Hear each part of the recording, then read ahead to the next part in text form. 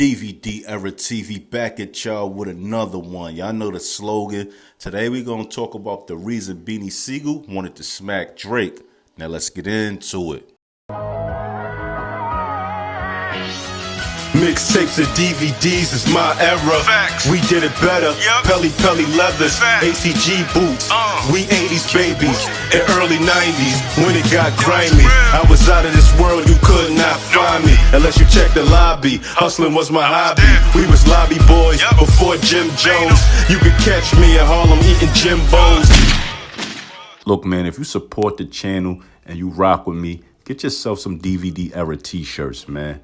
Support the merch, man. We got the long sleeve and the short sleeves. If you want one of these shirts, man, just hit the email or hit the Cash App and I'll send it out. And also, if you want to promote something on my channel for my thousands of subscribers, hit the email up. I don't care if you rap, sing, dance, you got merch you trying to promote, anything. Hit me up. Serious people only. Now, in the DVD era, when Sub-Zero was running the DVD game, Beanie Sigel made a diss record towards his once friend and CEO, Jayz, called Average Cat. Now, even though Beanie Sigel was one of the first artists signed to Rockefeller Records and him and Jay always seemed to have a good relationship, after Rockefeller split, a lot of Rockefeller artists would take to the internet and make diss records expressing their frustrations with Jay-Z. Now, on Jay-Z's Blueprint 3 album, he has a song called Already Home, and on this record, he takes shots at all the Rockefeller artists that had anything negative to say about him. Now, after Already Home was released, Beans will express himself that he felt that Jay-Z was aiming at him and some other state property members on that record. Now, this brings us back to Beanie Sigel's diss record towards Jay-Z called Average Cat.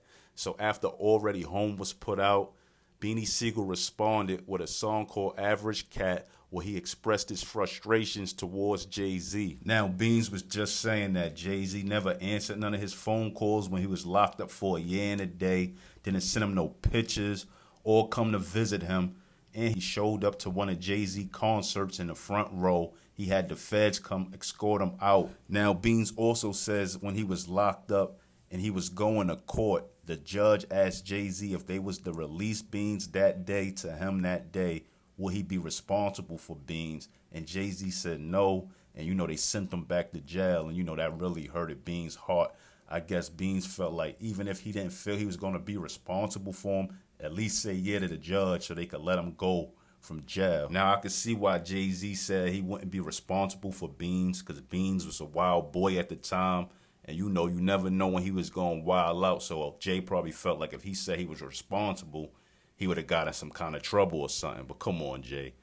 You can't get in trouble for saying you're going to be responsible for another grown man and they go do something. Now, I mean, if he would have did something wrong, he would have got sent back to jail, not you. So, Jay, you looking shaky about that. I ain't going to lie. Now, after Beans put out his diss record to Jay-Z, you'll see him hanging out with 50, and they put out a song called I Go Off, where 50 Cent was talking crazy about Jay at the end. And, it was kind of a diss record towards Jay. And at this time, we thought Beans was going to sign a G-Unit and him and 50 was going to do some business, because you see they did a few interviews together. They had the record together. And, they never really did no business after this. It kind of just died out. Now, Jay responded to Beans' diss records on a song with Drake called Light It Up. And he basically was saying, like, yo, Drake, this is what they going to do. Try to start beef with you. And, you got to watch out for the traitors. And, he just was coming at Beans indirectly. And this is what Beans had to say about it. Popping them little slurs on Drake and them records. And I'm going to tell y'all a little something. Y'all keep letting that nigga get on y'all records and Pop's going to start coming at y'all little smack the shit out of Drake, bitch ass. All y'all, this the Broad Street Bully BC. I have no problem on seeing anybody on site. Now, get in that comment section and let me know what y'all think. Do y'all think that Beans is right for going at Drake for allowing Jay-Z to get on his record and diss him?